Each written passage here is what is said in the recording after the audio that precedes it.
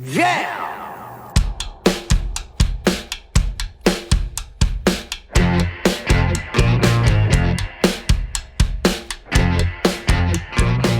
It's Josh Williams here, and welcome to the One Man Podcast, episode number 61 for Wednesday, July 11th, 2018. How are you guys doing?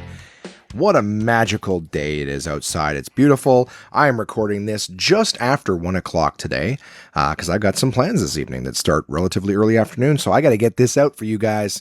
You know how it is. Welcome, onesies. Welcome to the podcast. I hope this week's episode ends up being a lot of fun for everybody. I got a lot of stuff to talk about, and so let's just jump right into it. In terms of what I had last week, I had a dental appointment. Doing the gym a few times, doing lots of exercises, prepping and eating better meals. I saw a movie, had an appointment with the vet. I'll be reading your emails, all sorts of stuff that we're going to talk about today. And, the first thing that I did last week is I went to the dentist appointment, right? Wednesday. I mean, I did some Ubering and that regular boring shit, but I won't bore you with that. First thing of note I did was I went to a dentist appointment, and I was worried that, after having chipped my tooth that I told you guys about, that I was going to end up having to have a lot of work done, because them dentists, they stick it to you just like those auto repair guys, right? You go in there, you have no idea what's going on. I'm not a dentist. I don't know how teeth work, right? Chomp, chomp, chomp, chew, chew, chew. I mean, obviously I use them a lot. I'm a big fat guy. All right, I figured out these little fucking things, but in terms of how they work, right? It's just like the fridge. I know how to go to the fridge and how to put stuff in it. I definitely know how to take stuff out of it. But how does it work? What is all that stuff in the back? Right? I mean, I know it's free on a shit. I'm fucking with you. But point being is, just because you use it doesn't mean you know how it works. Right? Anyways, my point is, I went to the dentist, and I was worried it was going to cost a lot. Luckily, I had a super awesome dentist who basically just took a look at it. She just grinded the little chip out of it and smoothed the tooth. And, gave it a nice little polish, and I am back in business with the pearly whites looking as good as ever. So very happy about that. I actually was chatting with my dentist because she was asking me as soon as she found I was a comedian. She's like, let me ask you something. Is it true that you guys, like, in your personal lives are way like more serious and not as funny? And I was like, oh yeah, absolutely. We're not funny. I mean, listen to my podcast. It's not funny at all. But no, I was like, yeah, there's a lot of dark thoughts that go into the jokes, which is why, we end up, I said, happy people aren't really that funny in the sense that they see the same funny things that comedians do, but they just see it and go, oh, isn't that weird? That was silly. And then they let it go and it doesn't affect their lives. Whereas comics are like, this is ridiculous. What the fuck is this? We take things that bother us and we hold on to them, and we fucking criticize them and critique them and just stew in hatred for what's going on. And we process it the way we do everything else, which is like through humor. So the whole idea is something funny that people might go, oh my God, that was so funny. How funny that was. It's like we've basically processed all of the fat off of it until it is just something that, hey, isn't this ridiculous? Here's why. Boobity boom. Ha ha ha. And everyone laughs because we've all had that same thought, right? It's just that it came and went for happy people, and it stayed and it festered with comedians.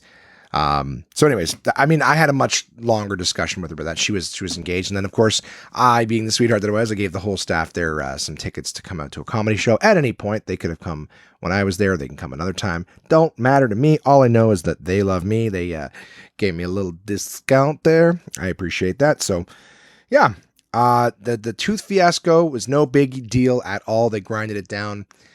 I do have to go back for an appointment because they did tell me that I am a tooth grinder.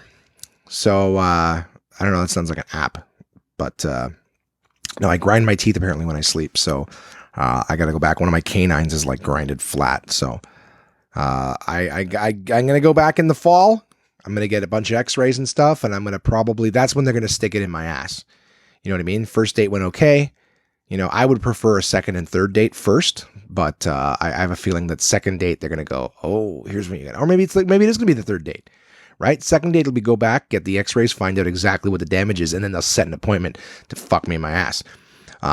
So that's how I feel about the dentist situation. But so far they like me. Hopefully they'll be sweethearts to me again and take good care of me. I got all sorts of emails. Oh my God. Trent McClellan sent me an email. I love that guy. Anywho, so yeah, I mean, I did that. That was good. I feel much better about the fact that I didn't have to, go in there like, we're gonna have to, yank the tooth and build a bunch of prototypes and start sticking new ones and like all the things that they can do that you can't really argue with. I mean, like if you get a busted tooth and you're like me, where you're gonna be self-conscious about it. I can't imagine who wouldn't be, but you're gonna be self-conscious about it, and then you're like, well, fuck, we got to fix it. I have no choice, but whatever it's gonna cost, let's stick another one in my head. So, yeah, and shout out to my good friend Alex, who made a phone call for me on behalf to the place first. She used to work there.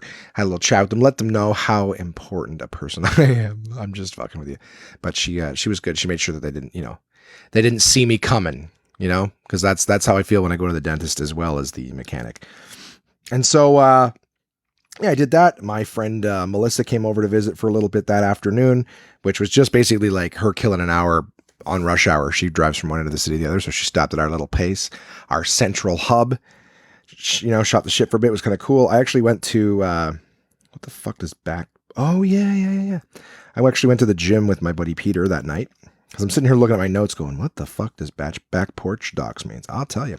So I went to the gym with my buddy Peter. Did a workout again. It's kind of fun to go to the gym with somebody. It's sort of when it's more of an appointment. It seems a lot less difficult to not go to.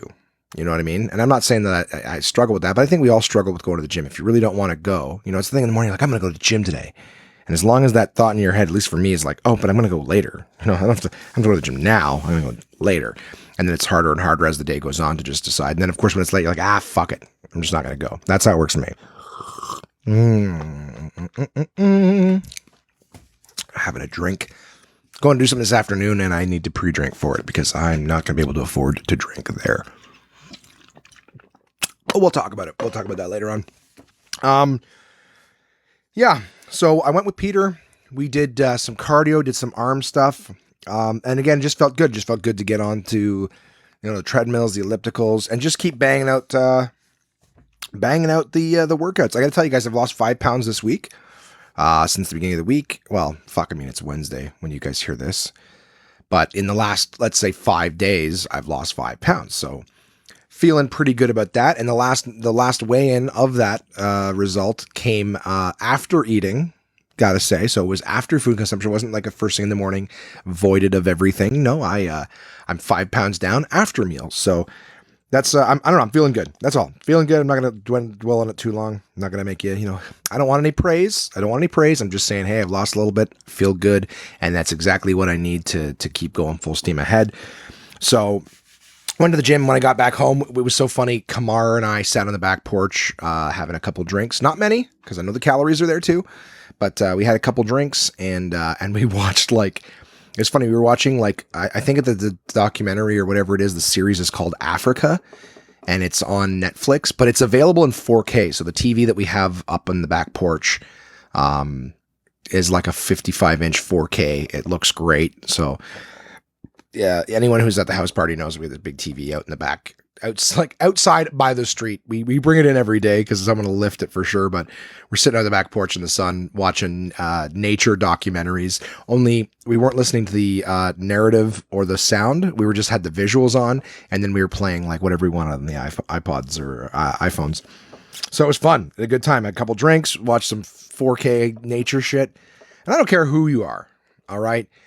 4K nature stuff, I remember when HD first came out. And Discovery was like an HD. It didn't matter what was on. They'd be watching you build rockets. You know what I mean? And you don't understand what the fuck they're talking about, but you're just looking at these crazy in-depth panels and high def. You're like, holy fuck, that's incredible, right? Watching volcanoes erupt and shit. Very sexual. If you think about Discovery, it's like all these rockets blasting off and volcanoes erupting. And you're like, yeah, I think there's an undertone of sex. And then, and then the animal documentaries, or the animals are fucking. I think that's what it is. I think it's intellectual porn where someone's like, actually, Muriel, I'm watching space shuttle being constructed and blasting off. And I'm actually watching how the Earth's crust is formed with the eruptions of these volcanoes. I'm actually learning about seahorse procreation. It's the male that has the baby. So, anywho, yeah, I don't know. And that's just Wednesday last week, guys. That was just Wednesday. I don't know. I feel like I'm trying to do more. We talked last week about how I want to make this thing more entertaining for you, so I'm trying to have a little bit more going on. I'm trying to be a little more lighthearted in the description. Maybe not so much descriptive as it is. Let's see. Thursday should work. This is something else I got to do too. But possibly before then. Oh, I don't know if that's going to work, buddy. Oh, well, I'll have to get back to that. See, that's the thing, too. I started to turn off the buzzers so we don't get interrupted on the podcast. But now that I have the Apple Watch, I mean, I have had it since December, but the notifications still come on my wrists. And when I'm trying to resolve shit, especially in a day like today where I'm not doing the podcast at like 8 o'clock at night, I'm doing it like at noon, when the height of business hours when people are still messaging. Oh, the busy life I lead. Sorry, guys, trying to get back on track. Yeah, I was talking about trying to make this podcast more entertaining, lighthearted. I don't need to be as descriptive of things, right? I can just shoot the shit with you, let you know what fun things I've been doing, and then what progress things I've been doing, and what business things I've been doing, if they are of interest at all. So I don't normally talk about Uber because not a whole lot happens during Uber. I drive around, and then as soon as it gets dead for 10 minutes, I want to turn it off and go home because I get bored real quick. I bring books, but it's hard in Ottawa, especially to downtown to park the car and wait for a ride. So what I'll do is I'll have books that I'm reading, right? I bring usually a DK book with me, and sometimes I'll bring the bathroom readers with me, try to prep for the podcast, right? But the thing is, I have them in the chair in the passenger seat, and whenever I bring books and stuff, people always seem to want to sit in the front. So I'm constantly moving books to the front, to the back, from the bunk to the back, and then I don't end up getting time to read them, so it just feels like cargo. But another thing that delays me in Ottawa is the fact that there's so much downtown, and I mean so much, no stopping, no parking, and construction, that in order for me to get somewhere where I could actually pull over, park the car, wait for another ride, and open up a book, it's difficult. So what happens is, as soon as I don't have a ride for 10 minutes, I start trying to drive around to find an area that might be a little bit busier. And then I'll end up finding a ride. But if I'm driving around for 10, 15 minutes, I'm like, okay, I'm burning gas. There's no rides. I just want to go home. I end up sticking it out, but it ends up getting super boring. And like I said, you'd think, well, if you're bored, stop and read a book. Well, the problem is there's nowhere to stop. So, fucking problems everywhere. You know what I mean? Let me tell you, that could be that could be one of the fucking, minor annoyances. All right. Fucking lack of parking for everywhere. For free, I should say. You can park. You just have to pay fucking $5 an hour for it, and that's horseshit. So one of the stories that did happen last week with Ubering is I went to pick someone up, and their little boy jumped in the back seat, and she's like, "Okay, I have to go to work. He's over on the Gatineau side, but he needs to go to school.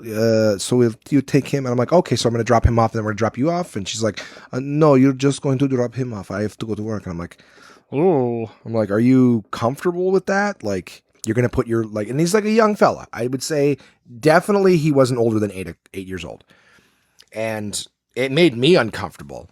I was like, Jesus Christ. I don't know that I would put, any of the kiddos in the car by themselves. I can't think of a situation. I mean, even in an emergency, and you can share your location and shit, but you know what I mean? Even if you all right. I hope that there's no evil people listening, because I'm about to tell you how you can steal a fucking kid and no one would know. All right, so stay tuned. This is the workshop I'm providing today. What I'm trying to say is I guess I was I wasn't comfortable with it. I wasn't comfortable with it, but I was trying to give good service, and I'd already accepted the ride. I already started the trip, when they were getting in, but. I said, look, if you're comfortable, and here's part of it was I'm like, well, honest to God, if she's going to stick the kid in an Uber, I mean, I'd be happier that it was me, because at least I know I'm not going to try to fucking fuck or murder the kid. So I'm like, if she just tries with another Uber driver, I mean, I'm sure he would have been fine regardless. We have to undergo background checks and security checks and all this stuff, but just the fearfulness, I know it's super unlikely, but it's just one of those scary things, I wouldn't feel comfortable putting an 8-year-old in the back of a stranger's car and going, see you later, Mm-hmm. So what I was going to say is she's like, okay, I can see you on the app, which is true. She can share the location, which means that she's basically connected with my phone via the interweb, and she can see exactly where I am. But here's the thing. And this is the hole in that system. If I was trying to steal the kid, I could just drive to the destination. Okay. I could swipe the end of the trip, even though I quote unquote don't let the kid out, right? So as far as she looks down the phone, oh, okay, they went to the destination and he made it. Yay, he's safe. Yeah, but I could have just swiped, end of ride and drive off with the kid in my car. And now she thinks he's safe and I've still got the kid. So that little thing like, oh, I can see where you are. I mean, once I end the trip, you don't see my location anymore. You see that the trip is ended and end of the day. So you're not following me anymore. You don't know where I've gone. If I log off the Uber app and turn off my phone, now Uber can't track me or whatever it is. So, I mean, there's still a danger there.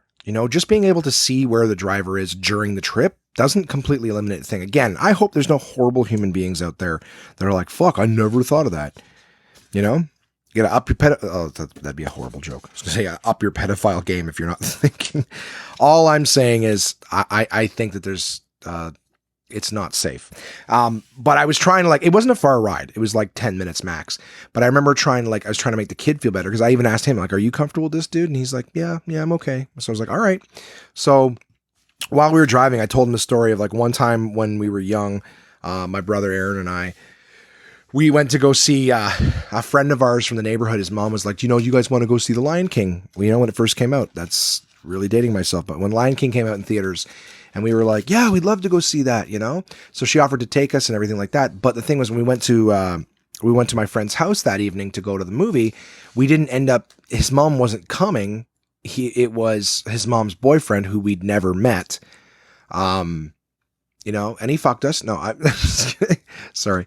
No, when we got there, we had never met this guy. So we get in the car and our friend is there with us. It's not like it was just some girl's boyfriend who takes two kids. But when we got in the car, we said to him hey, we were going to go to a theater at one end of town that we weren't familiar with. So I knew there was a movie theater at the Rito Center, and my brother and I knew which buses to take to get home from the Rito Center. So I just flat out said to the guy, I'm really sorry, but I know that, I don't know who you are and we're not supposed to take rides from strangers.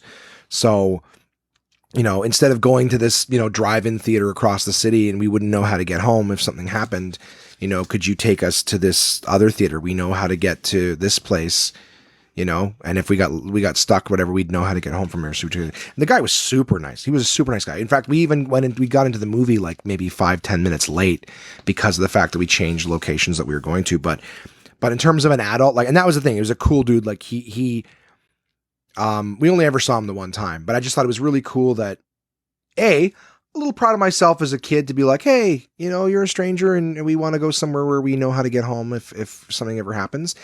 But super cool on that guy to be like, yeah, no, this kid's actually being really smart. And, and again, right. What could he have done? He could be like, yeah, sure. We'll go wherever you want. We're in a car. We take a different route. That's not a bus route. In fact, part of me feels like I even made him drive the bus route to make sure we knew where we were going. But I mean, at the end of the day, we're still in the backseat of his car. He's still got the wheel. If he just drives out of the Queens or something, there's not really a whole lot we could do, but trying to be more careful. Anyways, long story short, is I told the kid that story and he's like, yeah, he understood what I was saying. I was just saying, so I know what it's like to, be in a stranger's car and not really know what you're doing. But I go, but we're going to get your day camp or whatever, blah, blah, blah. So that was honestly, that is the most uncomfortable I've ever been in an Uber. And only because I know how sensitive, kid stuff is, you know what I mean? I just, like I said, I wouldn't have been comfortable putting my kids in the car. And now I'm the guy responsible solely for this kid. So, all I'm saying is Denzel Washington was under a lot of pressure on Man and Fire. Okay. To rescue a kid or to be taking care of a kid. It's scary stuff. Anyways. So that was the most uncomfortable I was all week. Rest of that day was just, doing more elliptical. I've been really good about hitting the elliptical. If I don't go to the gym, I get 20 minutes in on the elliptical downstairs in the basement. So I'm still getting my sweat on, still doing good. I think I popped into Farm Boy. I don't like to name names. In fact, they said no to a partnership very early onto the podcast, which would have been very beneficial for them. But anyways, yeah, I popped into Farm Boy. It's one of the places I go regularly and grabbed some bananas. Oh, fuck. I scratched it off and I jumped right over it. I did my personal training on Thursday. So I did my first session with my trainer, Kyle. In fact, that's what the text messages just came in is him and I are trying to find a time to link up this week. We were supposed to do today. I can't because of my plans. Tomorrow he's booked solid. Thursday we might be able to make things work, but I'm not 100% sure. So still that's up in the air. But my first training session went in. We did hard, man. He showed me some really cool stretches using like a pipe and a pole to like stretch your shoulders and to stretch your legs. Laying on my back and flipping one leg over to the other side to try to touch the opposite arm's, elbow or something like that. Like I did a lot of big stretches and that actually felt really good afterwards. And then we did some back muscle exercises.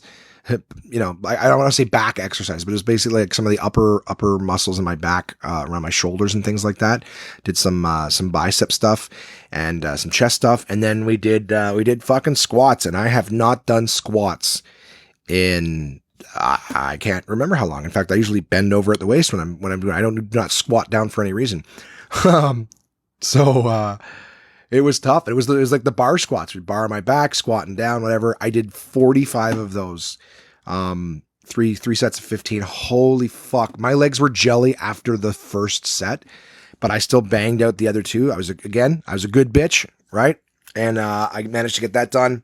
Holy fuck. The next 4 days, guys, I could barely walk. Going up and down stairs was agony and almost impossible. We're not even talking like, oh, it hurts to do it, but I'm doing it. It's like I can't even will the anticipation of trying to like go down a step or up a step was like, like psyching myself out. Like honest to God, I would have sooner jumped out of a plane than like, oh God, I'm trying to go down one step. It took me like 5 minutes to go, well, realistically like 2 to go down a flight of stairs. You know what I mean? I couldn't even like sit down on the toilet to take a crap. You know what I mean? Like the second my knees hinged to like start in a sitting motion, anytime sitting down or whatever, they would just give and I'd fall. So like falling into a chair or into bed or into the car, like I could even grab the roof of the car on my way into the car, right? And use my upper body to hold myself still. But I was basically a paraplegic.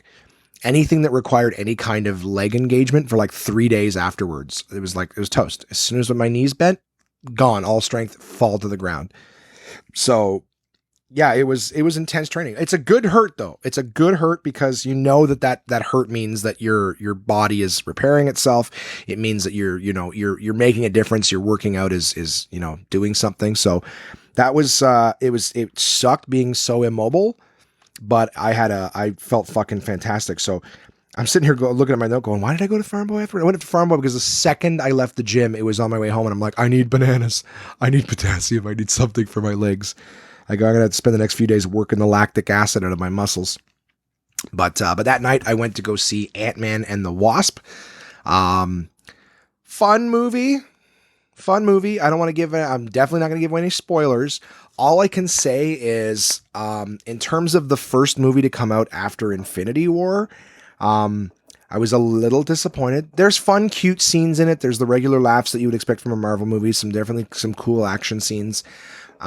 But overall, I didn't find the story particularly gripping. I feel like it might be something like Age of Ultron, where it's a movie that's going to be a linchpin between two movies.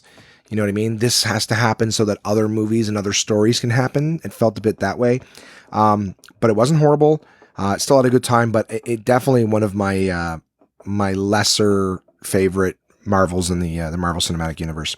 So if you're listening to this, feel free to go see it. It is not, after Infinity War, it is a huge dip down in terms of entertainment and stuff like that. Again, the story, nothing spectacular. There's a very cool post-credit scene that leaves things very interesting, but the movie itself overall, some funny moments. It's almost got a bit of that Austin Powers vibe where, in terms of Ant-Man and some of the funny scenes from the first one, they do them again. It worked the first time, so they do it again. And, I won't give it away, but there's little parts that were done before. They do them again because they got a laugh the first time, and they still get a laugh the second time. But it'd be nice to see them gone the next time they do one, because it's not necessary to keep rehashing the same shit, especially if the story itself isn't going to be, if it's not as exciting as some of the other Marvel movies, for it to just be, this one's just all about laughs and whatnot. Ant-Man's character is very funny, but yeah, whatever. Ant-Man and the Wasp,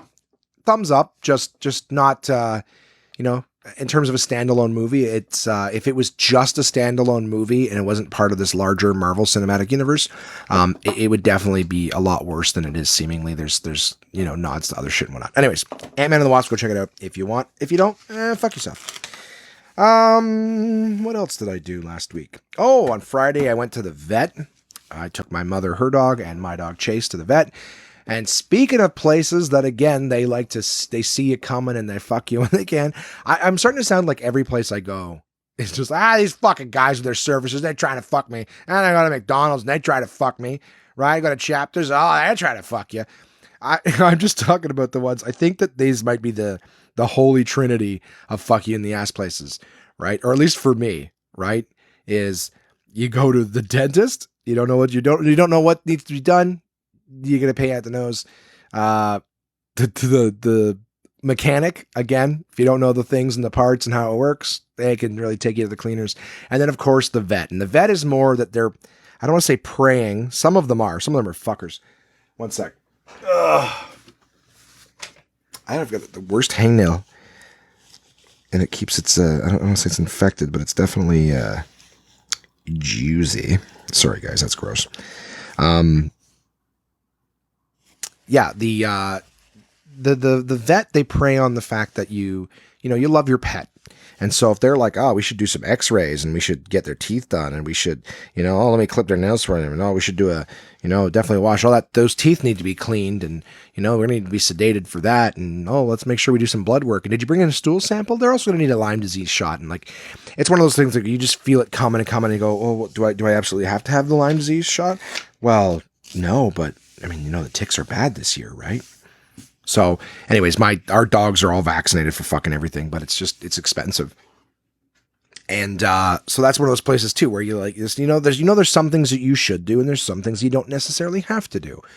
Some things are, you deal with them when they come and other ones are just, again, preventative. We did, the heart guard too. You got to do the heartworm medicine. We did that too. So anyways, in the last month, I've done the holy trinity of these fucking places, the brakes and the mechanic, the dentist and the vet. All right. My ass as well as my legs are sore this month from getting fucked. Anyways, I also went to Chapters and I picked up a new board game. All right. Speaking of spending money needlessly. No, I actually exchanged some books that I picked up. And got myself a board game. I went to IKEA because it was right next to the Chapters there, and I got myself 3 hot dogs. Right, we were talking last week about how the fuck do you eat right and save money? It doesn't seem possible. Well, I have found new ways, but in that particular moment, I was going, I'm sorry, but $2.25 for 3 hot dogs, and I have not eaten yet today. Well, not eaten yet. I think that was like 4 in the afternoon. And I think I had my yogurt and my granola for breakfast. So I'm doing good with that. Bringing my yogurt and my granola in the morning to the car. My bottle of water. I've started making my coffee in the morning too, so I don't even get the drive-through coffee. I got one actually sitting right here next to me. I'm actually drinking a couple things right now, but so I'm doing my coffee in the morning. I'm doing my yogurt and my granola. That was another thing I picked up at Farm Boy. I picked up some granola. So I'm trying to make all this stuff myself, but I've been very successful every day. My yogurt, my granola. I get my coffee now. I bring my bottle of water with me, sometimes books, but I hit the road, bam, doing good. And I don't go through drive-through at all. So I'm very, very happy with that. I want to, holy fuck, every time I drive by McDonald's or Burger King, let me tell you, Burger King, disgusting as always, but their breakfast sandwiches, like just about every other place, they come on croissants, little mini croissants. Ugh. But I still don't do it. And they're like 2 for $5. Fucking how the hell do you survive in this goddamn world? Everything. Why is that? Why is everything that tastes good bad for you? Like when people say, I don't know if God has a sense of humor. Of course he does. He's like, I'm going to make everything that you want to eat kill you. And then the stuff that keeps you alive makes you wish you were dead. That's how I feel about all the stuff you're supposed to eat. You're like, hey, have these black beans and kale. And you're like, I don't know why. It's like, it'll help you live. But for what? For what reason? would I want to live? Hey, you guys want to come over here? We're having anal sex and eating Baconators. Yes! Let's do that. That sounds like fun. Depending on which end of that is you're on, of course. But anyways, point being, still doing good with the food and everything like that. However, when I was near IKEA, I'm like, I'm never out this way, right? I'm going to get myself a couple hot dogs. So I did the responsible thing. I parked in the 15-minute unloading zone at IKEA and ran inside, grabbed myself some hot dogs. At the same time, too, IKEA and that little food area is littered with like cheap chocolate bars and stuff. And I'm not going to lie, I had a few of those things in my hand, getting ready to go through the cash. And that's what I do a lot lately is I pack up shit that I'm like, I'm going to eat this. I'm going to get this. It's just one time, just a cheat, whatever. And then I end up unloading it all before I get to the checkout, right? I talk myself out of it and stay focused on my goals. So that's okay, right? You could pick it up and you could toy with it as long as you decide not to do it. You know what I mean? You can fill your trunk with ropes and shovels. You just don't kill anybody, As long as you don't go through with it, there's no crime committed. But anyways, I ate 2 of the dogs, and then I had a bite of the third, and then I actually chucked it out the window. I was like, nah, I don't need it. I already feel kind of full. I don't need to gorge myself. That's the thing too. I think growing up, we were relatively poor.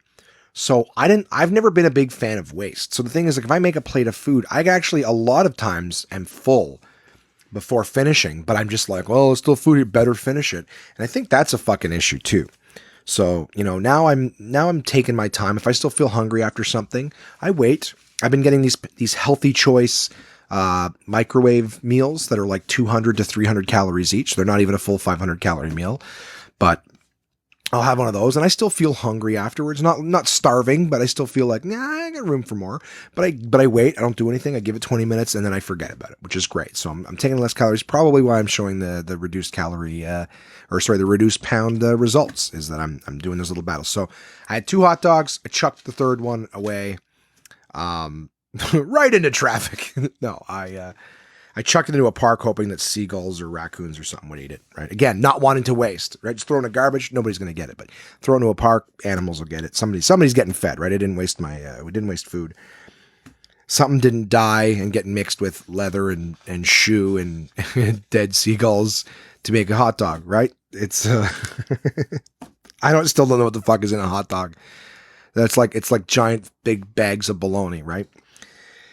Anywho, so I was good. I was a bit of a cheat, but I think I did okay with it overall, and I forgive myself. Even if you guys don't, I forgive myself.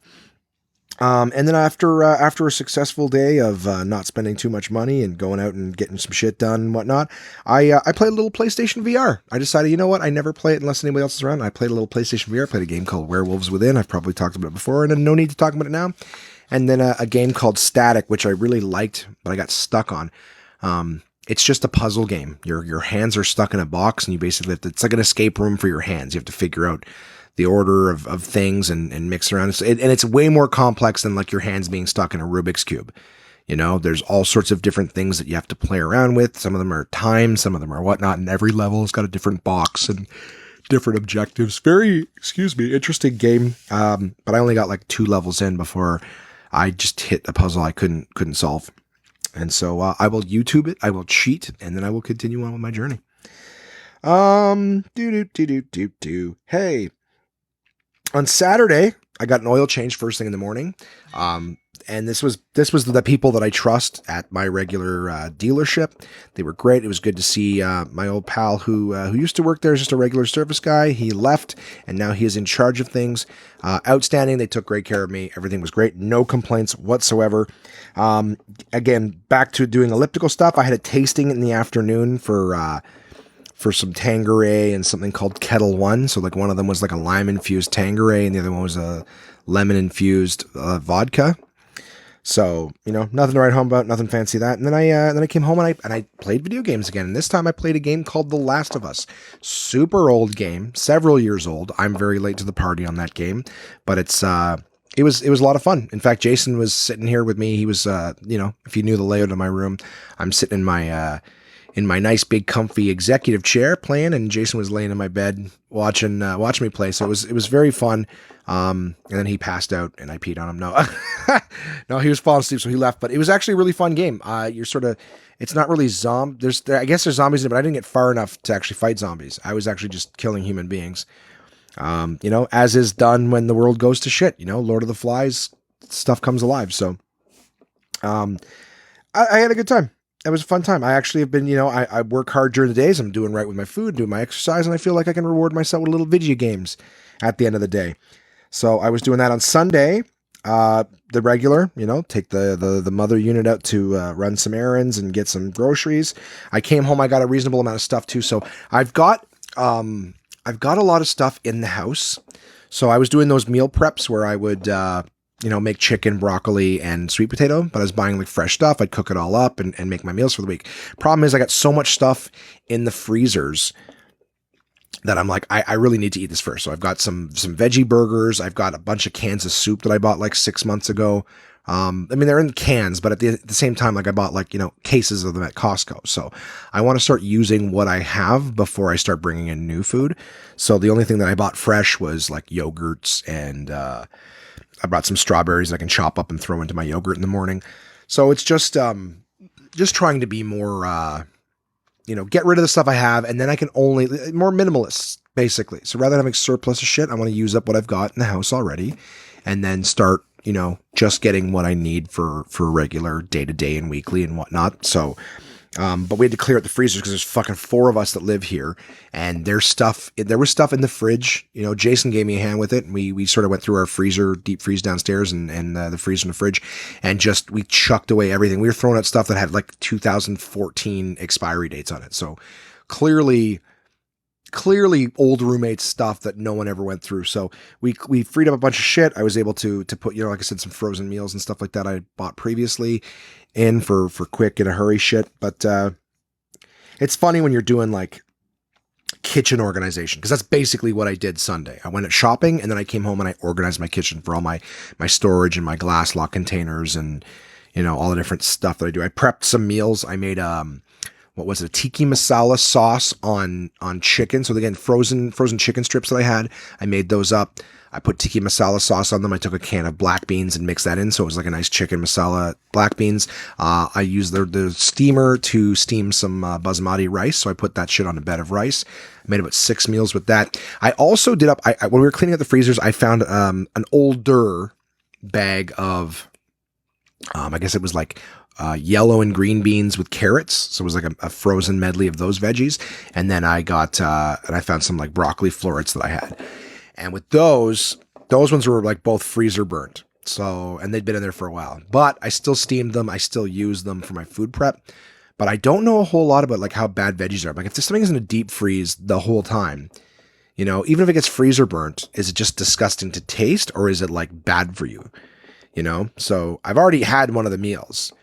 In fact, my buddy Peter was giving me shit because I made the chicken broccoli, sweet potato. Now, all that stuff was made fresh. However, once it was made and sealed in the containers, it went in the fridge. And some of them I probably didn't eat till like 8 or 9 days after I made it, because I made like 11 portions, and not every day did I eat 2 meals of it. So, have breakfast to have like maybe a quick frozen thing in a hurry, and then the other ones later. So long story short, I'm not sure if once I cook chicken and I put it in a seal, if it's going to be okay for like, 8, 9 days in the fridge. Regardless, I fucking ate it and I feel fine. I haven't been sick once, and I'm losing weight. So maybe it's from dysentery, who knows? But the point being is that, I guess I wanted to ask you guys is like, if anyone knows like how long you can cook chicken, and as long as you put it into, it's not, I wouldn't say they're airtight containers, but pretty damn close. If you stick something in Tupperware in the fridge, how long can cook chicken? As long as it's not open and closed. Some people will put everything into like one Tupperware container, so it gets opened and closed like 9 times before it goes in. But it's like, it's cooked, it's put into the container, it's sealed, and then it is not opened again until it's eaten, maybe a week or a week and a half later. So, Red, I know your husband's a chef. Ask him and tell me the story. Tell me if I'm bad. Also, I want to know about this freezer burnt beans and corn or beans and carrots and broccoli. So again, I'm trying to use up. I don't like wasting, but I mean, for the sake of a $9 bag of veggies, I'd rather, maybe just throw it out if I don't need to eat it. But That's the point, guys. Trying to save money, trying to use things so I'm not wasting. Don't want to be a wasteful human being, but I'm gonna end up making myself sick. Perhaps I just want to make sure I'm not doing that. And then I tried that Cool Way stuff. I posted a video on social media. So again, if you're not following the One Man Podcast on social media, Facebook, Twitter, Instagram, YouTube, One Man Podcast, go on there, follow us, like us. I posted a live video of me at Walmart seeing these things called Cool Way ice creams. They're 360 calories for the whole container, which sounds like it's going to taste like garbage. But and in comparison, I was at Walmart and they had I think I took my mom there. She was looking for something that they only had at Walmart. But anyways, I was dicking around. I went and I bought more of the Healthy Choice frozen dinners, and I saw these Cool Way things again. And the last time I didn't pick them up because I had an appointment at the Apple store, so I couldn't have bought it, and it would have melted before I was even leaving. But I decided, I'm like, you know what? I'll try one of these. They're on sale for like $4.50. All right. It's 360 calories for the entire container. Let's be honest. I mean, I don't know about you guys. You might have self-control or whatever. Occasionally I'll open a Ben & Jerry's or Haagen-Dazs. We're talking occasionally, like, months to years ago, but occasionally I would open one, maybe have a third and then put it away, or half of it. But around these pots with roommates and such, you can't have anything nice because it'll just end up disappearing for some reason. So, when I bring something home, I finish it. And the comparison is like the Ben & Jerry's, and Ben & Jerry's is actually on sale the exact same price in the same freezer. So I almost got one of them and one of the light ones again, right? See, picking it up and going, nah, I talked myself out of it. But to put it in perspective, a Ben & Jerry's carton of ice cream for the entire thing is like 1,300 calories, 1,400 calories. So these guys being 300 calories, 350 calories for the entire container, same volume, 500 mils, is pretty good in terms of the calorie intake. So I expected it to taste like shit. I came home, I did a live video on Instagram, and I tried it, and I'm not gonna lie, it was pretty good. And yeah, I ate the whole fucking thing. Okay, like an animal, I ate the entire thing, but it was really good. It was nice to know that it was only 300 calories instead of 1,300. So if anybody is interested in trying, I got the cookies and cream one. I know that if you get like just the chocolate or just the vanilla, it's like 300 calories for the things instead of 350, 360. So, definitely check that out. If you're trying to lose weight, but you're a fan of ice cream, that is definitely a way to go. And it didn't seem to be overly filled with chemicals. Anytime you buy something store-bought, there's going to be some fucking unpronounceables in it. This one wasn't too bad. That is a delicious honey rye that I'm drinking. Little coffee chaser. Man, I got good taste. No, so anyways, try that ice cream shit out. It's worth a shot. I might even get some more. I mean, I know that to buy it is to just to eat it and use it, and I'm trying to be a good bitch. So yeah, what else did I do? Yesterday, pretty uneventful. Ubered, came home, took a nap. I went to the gym with my friend Peter again and Stuart, took another nap, shaved my head, and then I hosted Absolute Comedy's second heat of the Prove Your Comic competition. And that was very, very fun. Last night was so much fun. I stayed up till 1 o'clock in the morning, just chatting with the comics afterwards and people who were at the show. So much fucking fun at that show. Great comics moving forward. Again, guys, if you're in the Ottawa or Toronto area, check out the Prove Your Comic competition. You can track it right from their website. We have the tournament charts up, absolutecomedy.ca, to see everything that's going on with that. But it's just cool to see some of the new guys who are up and coming, and even some of the guys who I haven't seen in, 6 months since I stopped doing Open Mic Mondays, right? Because all these guys used to come through. I would see them on stage, but tons of people I have not seen since who have really, really improved. So it's kind of fun to see the evolution of these younger comics, and see them moving forward with some great material. So really, hats off to them. I'm having a lot of fun. I'm making money. I'm having a good time. There are 2 weeks left in July where you can see yours truly hosting the next 2 Mondays in July. So what was it? The 9th. So it's 7 days on top of that. 16th and 22nd. That's not right math. I don't give a fuck. Yes, I do. I'm not going to be able to let it go until I see exactly what those dates are. So, one last time, if you're in the Ottawa area, it would be great to see you guys out at a show the 16th and 23rd at Absolute Comedy in Ottawa. The same competition is going on in Toronto, so check that out. All right, enough of that. And then, yeah, really nothing spectacular. Today was the first day. I still got up. I was a little bit late because I was up so late, but I still got up and hit the road for Uber. Today was the first day where I actually bought food while I was out. But what I did was I went to a grocery store that does like a hot bar kind of thing, and I just got eggs and beans and a little bit of turkey, bacon, and a very small portion of it because I was out. I finished my granola and yogurt at about like 7:15. I was done, and then I was still on the road at like 10 o'clock. So a few hours later, I grabbed myself some fruit, and I haven't eaten again since. So, I'm being good and not doing too much stuff. And it was cheap. It was real food, So I'm pleased with that. I find that an acceptable breakfast purchase on the road because I bought stuff that was, better for me than just buying Egg McMuffins. There was no carbs. There was home fries there. I did not take them. There was bacon. There was sausages. I did not take them. In fact, the hot bar also had some chicken breast, just some nice, like proper cooked chicken breast. I threw a couple pieces of that in there. So, trying to be good. So that was it. So this week I had super sore legs. I've been eating better food. I've been eating expired frozen food. Hopefully it doesn't kill me. And then I had the three big cash grabs in the last month, right? The vet, dentist, and the auto mechanic guys there. So that's the stuff I've been working on, guys. Exercise, meal prep, getting to the gym, getting on the elliptical.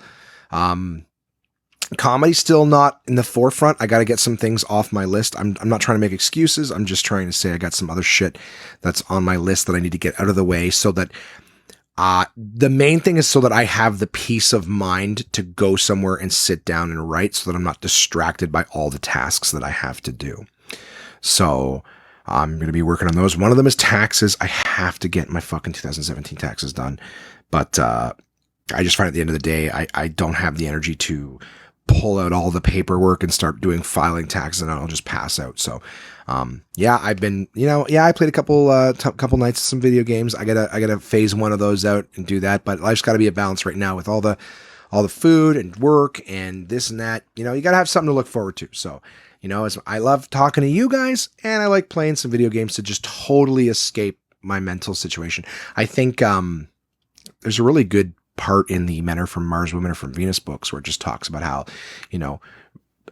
in terms of men, not to say that women aren't like this, but in terms of men, we want to be able to solve our problems. And when we can't solve our problems instantly, we like to read the, newspapers or, watch TV or play video games, something like that, something where we can solve a problem. It sounds stupid, but like when you're watching sports, you're trying to strategize in your head and figure out what's the best plan of attack and this and that. So it's like your brain's still solving and resolving, and it's not thinking of your own problems. Obviously, we all know that kind of shit's an escape.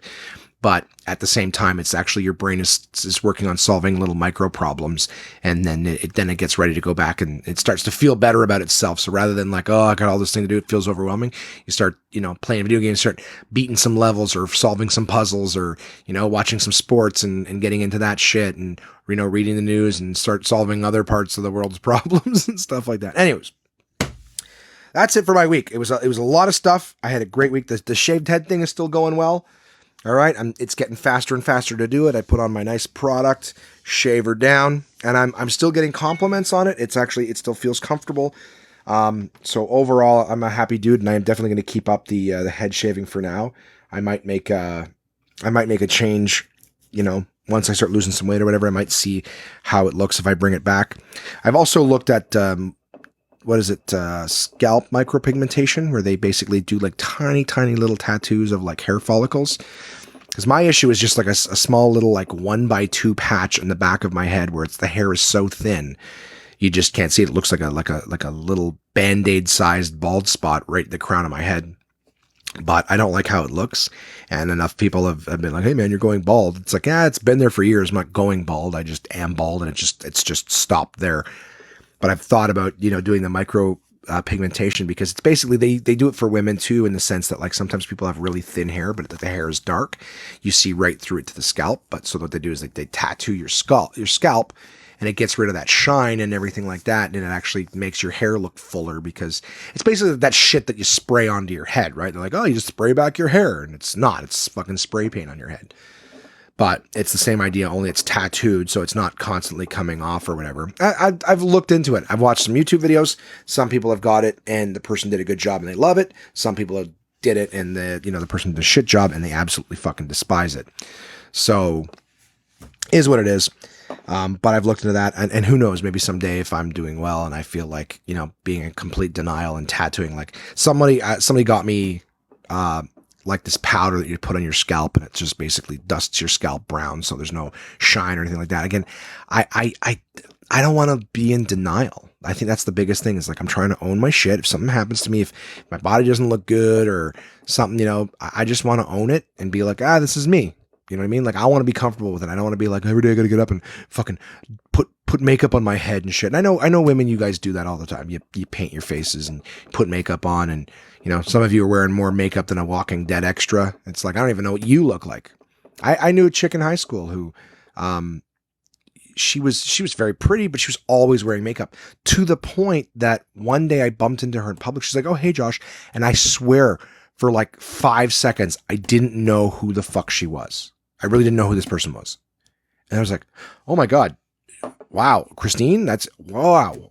I've never seen you without makeup." She's like, "Yeah, I didn't have time." And I'm like, "No, that's a sad thing when you're like, wow, you wear so much makeup. I can't recognize you without it." So I guess that's just the thing too. And I'm also, probably some of you might think I'm full of shit, but I actually think women are prettier without makeup on. I got into a discussion last week at some point, and I may have even said it before. Should I talk about this? I'll probably piss some people off. You know what? No, I won't. If you want to know about it, email in and ask. You show your interest. But I was having a discussion where I was saying that there's like, in dating apps and stuff like that, which is very superficial kind of stuff. But you look at people's faces and stuff, and you're like, "Oh, I'm not interested in this person or that person," right? Because you're just swiping left to right. I'm like, as much as like there's this type of person that I wouldn't swipe on, or I'd swipe away, whatever, swipe nope, whatever it is. The super hot chicks, right? The ones with the fucking pouty faces and the eyebrow. I'm like, that is equally a no to me, because I see that and I go, that person, I see super insecurities and stuff like that. You know what I mean? That's somebody who's like, so, their tits have to be squeezed together and in every picture, their big pouty lips that look fake as hell, the shitloads of makeup. I go, that's somebody who's equally insecure as the other kind of person I wouldn't swipe on, and I'm trying to deal with my own fucking insecurities. I'm not interested in somebody who, who basically identifies by how big their tits are and how much, how pretty their face is, because that shit fades, and then what's left afterwards? Like, I want somebody that I can talk to, someone that I could have a conversation with. Anyways, yeah, so that's that. I don't even know what the fuck I was talking about. This week though, I'm starting the segment, right, of the minor annoyances, pleasant surprises, the MAPS, as I call it as an acronym. And one of the minor annoyances that I experience occasionally is when something's stuck in your teeth. It's nothing, it doesn't ruin your day, but sometimes you get something stuck in your teeth and you just keep fucking playing with it with your tongue. Sometimes it's like a little popcorn, those ones are tough, but those usually come out. You can usually work those with your tongue for a while. They loosen up and then you just slide it out. Sometimes you get like a little piece of chicken or something like that, something that you could just feel flinging in there. Sometimes it's like like a little bit of skin from a tomato and it's rolled up in pizza sauce and it ends up being like a little shard. I know that sounds really specific, but some of you, if you've ever eaten like pizza, you know what I'm talking about. Sometimes there's just these little red skin rolls that just turn into like little spikes or basil or spices or something that just gets stuck in between your teeth. So in terms of minor annoyances, that's there. And it's a minor annoyance, not when it happens at home. It's no big deal. You walk, get some floss and get the fuck out of there. I'm talking about like when it happens to me where I grab something on the road and now I'm stuck in the car because I have to be working and I don't have anything in the car to get it out with. So you're just sitting there fiddling with it and trying to get the fuck out. If you're neurotic like me, you can't just go, "I'll get it later," and you let it go, right? No, you do the comedian thing and you just focus on it, get the fuck out. Anyways, so that's my minor annoyance this week, is when you get somebody stuck in your teeth. And the pleasant surprise is when you get something in the mail that you forgot that you ordered. So you just go to check the mail and you're like, "Oh my God, I can't believe it's here. This is amazing." Feels like a free present, right? A secret admirer kind of thing. So those are, that's it. See, just a minor annoyance, a little pleasant surprise, nothing world changing. So send in your maps, guys. I'd love to hear what's a little minor annoyance for you or a pleasant surprise. Contact at onemanpodcast.com. I've got some sent in this week from my listeners, which I'll read a little bit later on. But from that point, I figured We'll move right into our sponsors, guys. And as always, we start with my partners at portablepress.com, Uncle John's Bathroom Readers. And this week I decided to read from Uncle John's second bathroom reader. So reaching all the way back to, I believe, 1987 or 1988. So some of the information here is a little dated in terms of the running feet at the bottom of it. But this article I chose to read was Sweet Nothings. So talking about sweets and chocolate bars and shit like that and not buying them anymore. I just read a funny little article about some chocolate bars and sweets that I thought you guys might find interesting as well. So interesting facts about American candies from the BRI member, Jim Morton. BRI standing for the Bathroom Readers Institute. Three Musketeers. Most people today have no idea where the name for the Three Musketeers bar came from. Advertising in the 50s and 60s suggests the candy bar was so named because it was big enough for three people to share. The truth is, Three Musketeers bars were originally made of three separate nougat sections: vanilla, chocolate, and strawberry. Eventually, the strawberry and vanilla nougat sections were eliminated, leaving only chocolate nougat in each Three Musketeers bar. Black Crows. The Mason Candy Company decided to introduce a new candy treat in 1890. The candy, a licorice-flavored gumdrop, was to be called Black Rose, but the printer misunderstood the instructions and printed the wrappers with the name Black Crows. The printer refused to reprint the job, claiming it was Mason's mistake. Rather than pay to reprint the wrappers, the folks at Mason decided to change the name of the product. Today, 100 years later, Black Crows are still available by that name. And of course, we don't have them here in Canada. I don't think, anyways. Not that I'm a big candy guy, but I don't think we have them. M&M's.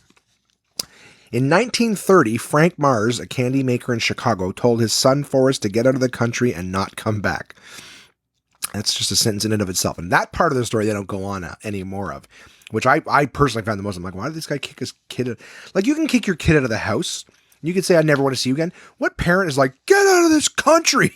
I never want to see you again. Forrest went to England with a few $1,000s and the recipe for Milky Ways. He quickly set up shop and began selling his own version of his father's candy bar. While in England, Forrest discovered Smarties, a candy-coated chocolate treat that was popular with the Brits. He bought the rights to market Smarties in America, where he went into partnership with a business associate named Bruce Murray. The candies were called M&Ms, short for Mars and Murray. And of course, this guy didn't listen to his father because he came back to America afterwards. Hershey's. Milton Hershey, the inventor of the Hershey bar, was an unusual man. As a child, he was brought up in a strict Mennonite family. Unlike most entrepreneurs, he never sought the usual material wealth that accompanies success. In 1909, he took a large sum of the money he had earned making candy bars and opened the Milton Hershey School for Orphan Boys. 9 years later, he donated the candy company to a trust for the school. Today, the Milton Hershey School and School Trust owns 56% of the Hershey Company, so still have majority shares in that company. Sparklers. Wintergreen Lifesavers, when chewed in the dark, give off sparks. This is due to a chemical process known as triboluminescence.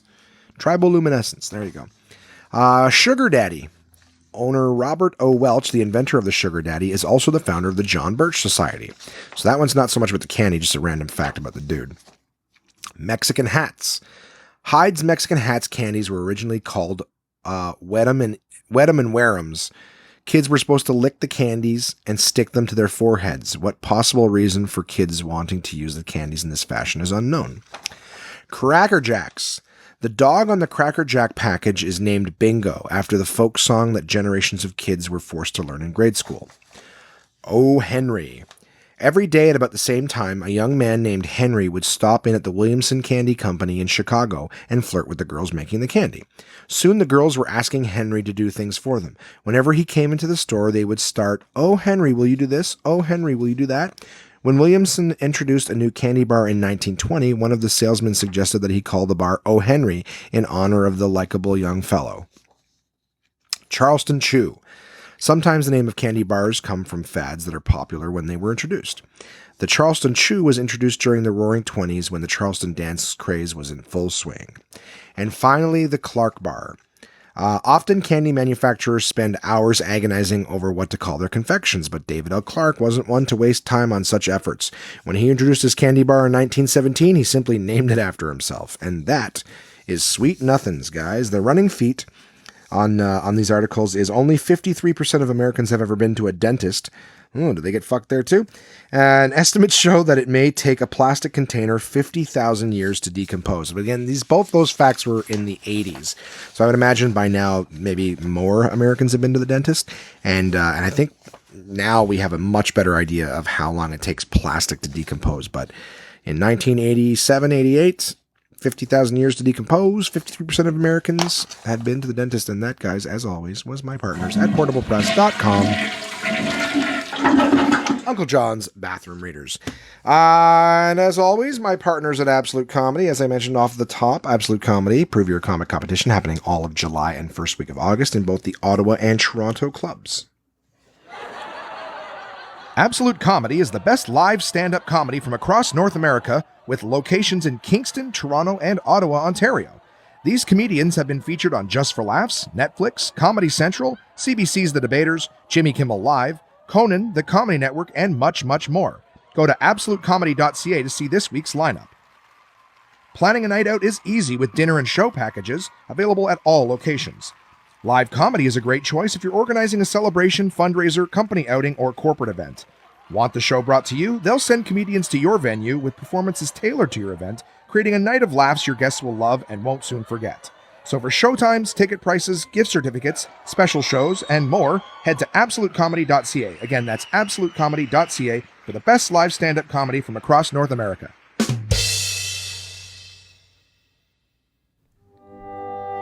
The sun gives life to the orchard. The orchard gives life to the apple. The apple gives life to Somersby. Somersby is a delicious sweet taste of sunshine, imported across the ocean, all the way from Denmark. The people in Denmark are smarter, and so are you, if you drink Somersby.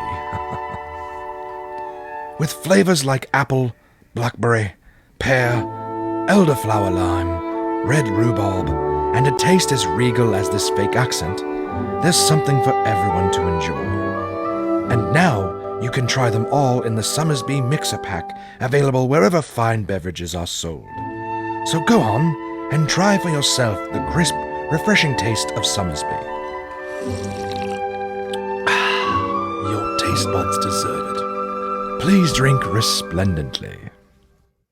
And later on this month, we're still working on the logistics, but you will be able to try a White Summer, which is half Cronenberg Blanc and half Somersby, at the Prove Your Comic competition in Ottawa. So, of course, I will let you guys know more as soon as I know that, but it could be as soon as this coming Monday. Keep a lookout on the social medias. That's where the info is, and that's where it will continue to come at you. So be the first one to know what's going on by following those. And did I forget anybody? You know I did. My partners at DK, Dorling Kindersley, guys. This week, I am reviewing the mythology book. It is my first review from one of my favorite series. I've read other books, but I've not reviewed them on the podcast.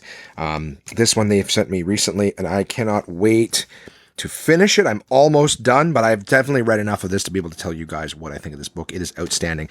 It's from the Big Ideas Simply Explained series, as I mentioned before, and that series has all sorts of different... I don't know why this cover's so scratched up. Sorry, I'm just looking at it now. I guess see, that's another reason I don't want to bring my shit in the car. It gets moved around 1,000 times and it gets all scratched up. My pretty little books. The mythology book, guys, is outstanding. It is all about mythology. Jeez, you'd think it would be more complicated than that. But mythology, of course, is all sorts of different stories that are, passed down from different cultures and things like that, which generally, some of them have been formed into religion. Some of them, they're basically different stories that teach different lessons. And this book, what's great about this book, I was reading, they've got all sorts of different cultures and the stories from the cultures. So this book has got... what's really cool is the intro does a lot of explaining as to how this stuff sort of came to be, and the inspiration behind a lot of them, how some of the cultures transformed this into that. In terms of certain Greek influences moved into Roman influences, things like that. So the book basically is divided into sections. So there's stories in here like Iliad and the Odyssey, from Homer. They've got all sorts of different stories. For example, I Love You as I Love My Own Soul from Cupid and Psyche. and that's an ancient Rome story. So what the way the book does is they basically take the different myths, and instead of just having a bunch of myths all mishmashed together, they've got them segregated into different sections. So we have ancient Greece, ancient Rome, Northern Europe, Asia, the Americas, ancient Egypt and Africa, Oceania, or Oceania. It depends on how you want to say it and how annoying you are. Oh, I'm getting text messages here. Okay. Fuck, sorry, I can't read that. That's too small. All right. Sorry, guys. Yeah, so there's all these different sort of stories from different sections of the world, and they go into them in depth, and they have, of course, as always, beautiful imagery that DK is renowned for. But what's really cool is in each section, they have like a timeline of sort of when these stories came to be. So you can actually see the order of the stories and things like that, when they were influencing the culture and the people of the areas, when things broke down into certain areas of states instead of just the one big country. So it's really, really cool. They've got the stories of like the origins of the universe and so they gave the stone to the Olympian gods, you know, the one where they gave the stone to Kronos to swallow. There's a lot of really, really cool stories in here.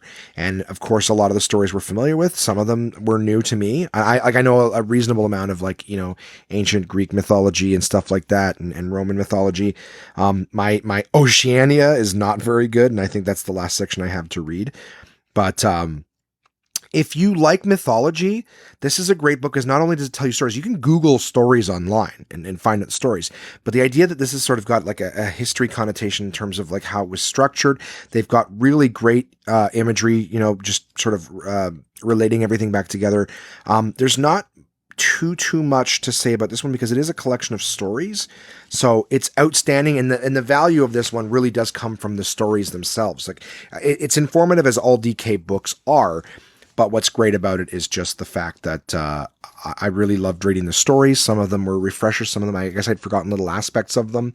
But a great book. I can't wait to finish it. And guys, if you do like mythology and stories, if you're even a fan of religions and stuff like that, I mean, DK has the religion book in their Big Ideas Simply Explained series. But the mythology one really just gets back more to the storytelling and not so much the religious connotations of it. They talk even about how certain cultures and continents, there'd be sections of them that their whole mythology would be lost, you know, had it not been for like one set of stories that were salvaged, you know what I mean? Like Norse mythology. So, great book. If you're into mythology or any kind of, you know, like ancient stuff like that, it's a great book about history. It's a great book about mythology. It's a great book about religion, history. So, the mythology book from DK by the Big Ideas Simply Explained series. I'm not going to go on and on and on about it. It's outstanding. Now, I am still talking with DK about our contests to know exactly how they're going to be structured. I actually have a phone call this afternoon when I'm done the podcast to find out more specifically, but there are some DK series that I want to tell you guys about. They're not ones that I'll necessarily review per se, but I will say to my friends who are parents that well worth looking into. I'm just going to pull them up here because I want to remember the specific names so I can point you guys in the direction. If you go to dk.com/CA in Canada, just dk.com in the States. And, of course, I guess you can just Google Dorling Kindersley or DK if you're in any of the other countries that listen, now that I'm in like 30 plus countries, which is amazing. Thank you so much, guys. There is a series of books. They've got some Help Your Kids books, okay? And this is a whole series that they have. So for my parents, some of them, you know, there's new parents. Now, I will say this. I have a lot of new parents in my circle of friends. DK has a ton of great visual parenting guides for new parents, for parents of toddlers, for parents of young children. There is a lot of value. So just in case there's anything that you're like, hey, you know what, maybe I could use some help with, jump on their website, go to the sections, take a look. Again, it's too specific for age groups and things like that, depending on the book, for me to do a review on and really dive in depth. But there's synopses, there's sample pages that you can see online. I definitely suggest checking out the website so that you can see if any of it can be of use to you. But the Help Your Kids books series, some really good ones here where there's like Help Your Kids with Math. They're step-by-step visual guides too, so they're very engaging for the kids. I have seen these in the stores. They're actually very, very visually nice. But there's Help Your Kids with Math, Help Your Kids with Music, Help Your Kids with Science, Help Your Kids with Adolescence, Help Your Kids with Study Skills, Help Your Kids with English, Computer Sciences, Computer Coding they even have. There's even one of them that has, there's a few books that actually have coding projects in Scratch. So like, because computer science is a very big deal, right? Like I wish I had gone in on the ground floor of computer sciences. I could be designing websites and building servers and building apps, and that's definitely the wave of the future. So just in case you're a parent who's like, you know what, my kid's young, and someday they might be interested in that. I mean, they love spending their time on the computer, and Lord knows if they knew how to do something more, they might try. So there's actually the DK series. Help your kids with that stuff. Check that out. I can't say enough good things about those books. Like I said, I've played around with them, but I have not, I'm not going to have them send me each one of those, because a lot of you guys who don't have kids don't really give a shit to listen to a review all about a book helping a kid with specifically math, right? But the whole series is there. Take a look at that, see what you can think, see what you think, and see if there's any value for you and what you want to show your kids. But because, keep in mind, these books are very visual, so it keeps, adult and kid attention when you're trying to go through them. And then, of course, DK has another really cool series for kids, and youth, I should say, not like little kids, but youth. They have the DK Find Out. So there's a DK Find Out sharks, animals, science, volcanoes, Stone Age, engineering. They even have one on like Rome and World War I. They got stuff on bugs. Again, back to the coding stuff. They have a fun one on pirates and the human body, reptiles, universe, robots, World War II, of course. The Earth, there's so many. There's so many, guys. Again, there you go. Ancient Egypt, solar system, forest. Wow, they even have one on Vikings and energy. Anyways, I'm telling you guys right now, if you haven't done this yet after listening to this podcast for so long, just go to DK's website. Check out the subjects that they have. Like, just about every subject that you can imagine, DK has books on. Just because I pick the ones that are about like learning and self-help and, education and stuff like that, they got stuff on relationships. They got stuff on cooking. They got stuff on science, and they've got partnerships with the Smithsonian. So there's lots of like really good museum type stuff and just, history and ancient stuff. And, I really can't stress enough that whatever you're into, DK has, odds are they have a book on it. I just basically present to you guys the ones that I find fascinating that are relevant to my life. So, having said that, dk.com/ca in Canada, dk.com in the US, and then Google DK for anywhere else in the world. Guys, they're great books, and they're great partners. I really enjoy having them on the team. I know that my guy is sending me even more stuff that they've got coming out soon that I can't wait to read. So very excited for that. And that, guys, concludes the sponsorship part of the podcast. This evening, I am going to see the Foo Fighters at Blues Fest. My friends who I'm going with want to get there an hour before the gates open. Okay, the gates open at 5. They want to get there at 4. The Foo Fighters are not on until 8. So we're going to go stand there for 4 fucking hours before the Foo Fighters. So I'm going to be so sick of being on. That's why I'm pre-drinking, because you can't even bring water in there. It has to be either a sealed bottle or an empty water bottle. So there's no way for me to sneak booze in. So I'm trying to get drunk now. No, a little buzz. I'm going to stand there for hours, especially on a week where I burnt out my legs. And I'm not a big live music guy. I'd go see live music like more of in a bar or a lounge where you can actually hear the instruments being played. But to be outside where people are loud and screaming, they want to be standing like right up at the bars so that they're seeing it and everything. I don't know. Maybe I'm gonna have a great time. I love Foo Fighters, but I'm just not, I guess I'm not excited for the 4 hours on my feet before it starts, because I have a feeling that I'm going to be burnt out. I've been up since 6 o'clock, right? So I have a feeling I'm going to be burnt out by the time the Foo Fighters actually get on stage. So that's why I'm getting the podcast recorded, so that it's not late. The rest of the week, it's going to be simply stuff like, Ubering in the morning. I've got 3 tastings coming up Thursday, Friday, and Saturday. Still, as you guys heard in this podcast, I'm trying to work it out with my trainer to be able to, get in there sometime. As it seems right now, I'm supposed to go sometime tomorrow. We talked about Tuesday. Tuesday got busy because of this stuff.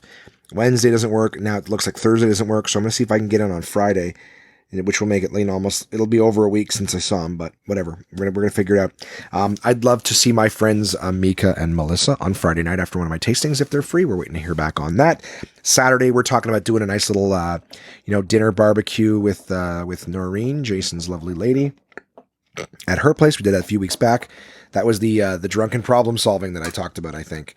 So, yeah, it was a good time, and we want to do it again. We were chatting last night at the club, so I got hopefully a fun week coming up ahead of me. I'll be, of course, next Monday hosting the Prove Your Comic competition again at Absolute Comedy for Heat 3. So, as it stands, in terms of big plans coming up this week, nothing outstanding, just more of the same. Work out, eat right, and then bring the ha-has, and of course try to spend a little bit of time with the people I care about. And that'll be my week coming up. So time to read the emails, guys. If you have anything that you'd like to email in, you want to email in your minor annoyances and your pleasant surprises, you want to send me what's going on with you and what you're working on, anything fun, contact at onemanpodcast.com, and I will read it on the show. You know how the rules work. First email comes from my friend Vanessa, aka Red, who says, "Hey there, Josh. Figured I'd let you know about my new goals for working out and eating right. Ever since having my son, I've struggled to get the baby weight off and get back to my pre-baby weight. So this summer, when I realized that none of my summer clothes really fit, rather than going out and buying new clothes, I decided to make a change and make it something sustainable that I can continue for a long time. Also, a former athlete, I'm kind of neurotic about my physical fitness, as you know. So during the work week, I try to be a good bitch, as you say."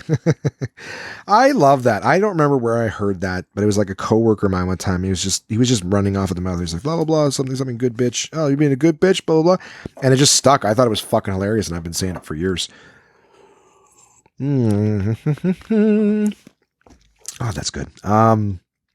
So yeah, trying to be a good bitch, as you say. I don't know if it comes across as negative when I say it. Is it really derogatory? I'm usually referring to myself. I'm employing a lot of nutrition ideas from a program I have called 21 Day Fix. It's about clean eating and portion control. I'm also doing the workout program too and working out 30 minutes 4 times a week. Good for you. This is mostly HIIT training, HITT, which I think is like high intensity something training, focusing on either upper, lower, or cardio type workouts. Then on the weekends, I just kind of do whatever. I run around with my son enough all weekend. I figure that's workout enough as long as I'm good during the week. The nice thing is that I actually have the on-demand service for Beachbody, which is a company that distributes 21 Day Fix. And so when I get bored of those workouts, I can try something else more challenging. I like it because I can just do it at home because I can't find the time to go to the gym to do this. So far, I'm 3 weeks strong, so hopefully it continues. As far as cost, the on-demand service is like $100 a year. That's great. It's less than $10 a month. And then I eat a lot less during the week and really playing, so I think it's less expensive actually. Plus, I'm not eating out during the week. Good for you. That's the hard part. Moving on. I'm glad you are realizing you need to put more time into your comedy career. After all, it's the reason you started this podcast, because you are a comedian. So get it, girl. LOL. Thank you very much. I appreciate the encouragement. And I will get it. I'm hungry for it. I want to do it. I just have to make sure that everything else is sort of sustained in the interim. Because once I start chasing comedy again, I'm going to fucking dive in with both feet. And I just want to make sure that like my health, my eating habits, my sleep, my other shit is sustained first. But don't worry. Comedy, you haven't heard the last from me. One of my favorite pleasant surprises when Rick Astley, Never Gonna Give You Up, or Wham, Wake Me Up, comes on the radio, especially in the car ride in the morning to work. You're already grumpy because it's the morning and you're going to work in traffic, etc., but then that great song comes on. Totally makes my day. It is a pleasant surprise. I have mine too. One of them is Jet Airliner by, what is it? Fucking Jesus Christ, why can't I think of it? Not Bachman Turner Overdrive. It's not BTO. Who the fuck sings that? Oh my God, Josh, you listen to this song all the fucking time and you don't know who it is. Oh, Steve Miller Band. I was going to Google it, but it just popped in my head. Steve Miller Band, or another one that I like is Hold On Loosely by 38 Special. Again, I'm listening to Classic Rewind on Sirius, so those ones pop in. And oh yeah, I agree. Minor annoyance is definitely the password thing, especially how at work they want us to change our password every 90 days. So for like a week after changing it, you are first entering the old one. Ugh. And it's so unnecessary because it actually does nothing for security. Anyway, stay cool, buddy, and have a great week. Thank you, Red. I appreciate it. Same to you. Keep doing what you're doing. It sounds like it's working out well. I might look into that thing once I stop doing the training. But as it stands, I'm making sure that I still do my cardio. And I've got my free weights here at the home, so I'm trying to learn some of the strategies. Basically, he shows me what to do. I do it for the rest of the week, and then when I see him the next week, we either switch it up or we just do more of the same. But at least I'm not spending a ton of money day after day on a trainer. I do it once at the beginning of the week, and then we sort of I just repeat on my own what to do. Mika writes in, "Hey fella, Was good to see you last weekend. You were welcome anytime you like. About the burn pile, there's a burn ban on right now, but I will be sure to shoot you a text when we're able to torch that sucker. Good, I appreciate that. Mika's got a fire pit in his backyard that's just filled with wood right now, but it's so dry in Ottawa that to set anything on fire is, a big fire hazard. So we're going to wait, and then we're going to burn that motherfucker down. Going to be covering a few different topics because, frankly, I just don't email you that often. If you like, you can split this email up to make people think I email you more. Nope, all honesty on this podcast. So, in terms of books, you said just listening to number 60, and you were asking peeps what books they might have some interest in. I don't recall which partner was the publisher of these. It was DK. But I would have some use for the Book of Weeds, which is called the Pests and Diseases book, visual guide there. And I'm interested in the Book of Hand Tools, which is just called Tools, more for a coffee table type book. Absolutely, great book. If the publisher of these books is the one holding the contest, I would appreciate being entered in the contest for one or both of these. Winky face. Yeah, dude, absolutely. Again, I'm going to get more details on it and see what sort of contests we're running. But, I mean, worst case, you can always pick these ones up and then win some other free shit. I have DK books all over the place in many different fields and subjects. And it's kind of one of those things, once you get one, you get hooked and want more. Pet peeves and wild happinesses, you say. I forgot what the second half was called, so I made it up. Well, you forgot what both of them were called, but that's okay. Pet peeves was a real thing that we did, and I kind of like the idea that they call it wild happinesses. However, PPWH is not much of an acronym I can use. But so I changed your sections. I renamed it minor annoyance is a squished up dump in a diaper. Yup, probably. Mika's a new father-ish. A squished up dump in a diaper. Another mild annoyance is texting and driving, more so if 40-year-olds and up do it. They know better and they are not savvy enough to manage it. I'm not 40 yet, but I do text and drive occasionally, and I'm trying not to. I'm trying to change it. I try to catch myself. I don't have an excuse. All I'm saying is I'm trying to change it. All right. For the longest time, I didn't wear my seatbelt ever either. I now wear my seatbelt all the time. Like 98% of the time I have my seatbelt on. And the second I notice I don't have it on, I put it on. So in that 2% of the time, I fix it. So, and then you say the recreationally offended. Now this to me is way more than a minor annoyance, but, those people who have nothing better to do than to take up offense on things that don't involve them. Get a fucking hobby. If you don't have one, come to my place. I have some wood that needs chopping. And then pleasant surprises. Mika says, a one lump dump in a diaper. Diapers definitely preoccupy your mood. Mika's diapers are mood rings for him. A one lump dump in a diaper. I'm sure my fellow parents can understand. I say fellow parents. I'm sure that your fellow new parents can understand this. I can't express the happiness I get when one of these is discovered. So one lump dump, I assume that just means it's a turd. You can just grab it, pull it off the kid, a quick little wipe, and you're Dunsky. Waking up and discovering that I won't need to shave that morning and still maintain a respectable look. Well, that's not too shabby. I don't have to most days. And then you said plugging in a USB and getting it the first time without having to flip it. I realize looking at it increases your chances of this happening, but looking doesn't always happen. Keep up the good work with the pod and kicking ass on the elliptical. Thank you, Meeks. Yeah, I actually saw a funny little meme the other day about USBs where it showed wrong way. It showed the USB like on one side up and it's like wrong way. And then it shows it flipped over and it says wrong way again. And then the third image shows it flipped up to the first position and it says right way. So it's basically saying like, even if you get it right the first time, it just for some reason doesn't fit. So you flip it over, it doesn't fit again. You flip it back over and it fits. But it was just funny that you sent that in, I think, the same day that I saw that meme earlier, which just made it funny to me. So yeah, guys, pleasant surprises, mild annoyances, what's going on in your life? What bugs you just a little bit and what just kind of makes you happy for a second? Contact at onemanpodcast.com. I'd love to hear from you guys as always. Facebook, Twitter, Instagram, and YouTube, One Man Podcast. Follow us, like us, whatever the fuck you want to do. And thank you to my sponsors, portablepress.com, absolutecomedy.ca, summersby, and dk.com/ca. Really appreciate you guys being there. That's it for this week, guys. I got to get this thing mixed down and put up on the old interweb. Gonna go see some Foo Fighters. I'll tell you all about it when we come back next week. In the meantime, you guys enjoy your week. I'll enjoy mine and hope to have some fun shit to talk about next week. Cheers.